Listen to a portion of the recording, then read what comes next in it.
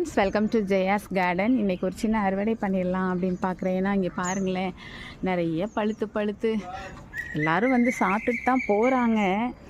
இருந்தாலும் சரி நமக்கும் கொஞ்சம் எடுப்போம் அப்படின்னு சொல்லிட்டு பறிக்கலான்ட்டு வந்துட்டேன். பழுத்ததெல்லாம் அணிலுக்கு விட்டுடலாம், பழுக்காததை மட்டும் நம்ம பறிச்சிக்கலாம்.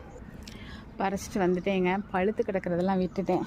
சும்மா பழுக்காமல் இருக்கிறத மட்டும் ஒரு துவையல் அரைச்சிக்கலாம்ல அப்படின்னு சொல்லிட்டு ஒரு சாம்பார் வைக்கிற அன்றைக்கி துவையல் அரைச்சிக்கலாம். இன்றைக்கி வந்து சாம்பார் இல்லை நம்ம வீட்டில்.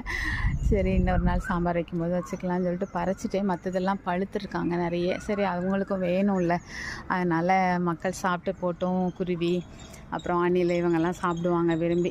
சரின்னு சொல்லிட்டு விட்டுட்டேன் ஃப்ரெண்ட்ஸ். கொஞ்சம் தான் பறிச்சு, சரி கொஞ்சம் பறித்தாலும் ஒன்றும் பிரச்சனை இல்லை, துவையல் அரைக்கலாம் அப்படின்னு சொல்லிட்டு பறிச்சிக்கிட்டேன். இந்த அறுவடை உங்களுக்கு பிடிச்சிருந்தது அப்படின்னா கண்டிப்பாக கமெண்ட் பாக்ஸில் சொல்லுங்கள். பிடிச்சிருந்தா லைக் பண்ணுங்கள், ஷேர் பண்ணுங்கள், கமெண்ட் பண்ணுங்கள். மறக்காமல் சப்ஸ்கிரைப் பண்ணி தொடர்ந்து உங்களோட சப்போர்ட்டை கொடுத்துக்கிட்டே இருங்க. நான் வந்து இந்த பராமரிப்பு வேலைகளெல்லாம் இப்படி வீடியோ எடுக்கிறப்பயே அங்கங்கே சாஞ்சிருப்பாங்க. இப்போல்லாம் காற்று வந்துடுச்சுங்க, அதை ஏன் கேட்குறீங்க? இந்த மே மாதத்தில் வர்ற காற்றுக்கே இவங்கெல்லாம் விழுந்து கிடக்குறாங்க. அடுத்து வரும் பாருங்கள் ஆடி மாத காற்று. ஜூன்லேருந்து ஆரம்பித்து ஜூலையில் அவ்வளோ பேர் கீழே விழுந்து கிடப்பாங்க. ஒரு நாளைக்கு 10 தொட்டியை தூக்கி வைக்கிறதே வேலையாக இருக்கும். அவ்வளோ சேதங்கள் ஏற்படும். அதை கடந்து வர்றதுக்குள்ளே போதும்னு ஆயிரும். அதுக்கப்புறம் மாடி தோட்டத்தை நீட்டாக கூட வைக்க முடியாது, அந்த அளவுக்கு டேமேஜ் பண்ணுவாங்க. கொட்டி மண்ணெல்லாம் கொட்டி கிடப்பாங்க. சரி, எல்லாத்தையும் கடந்து வரணும்.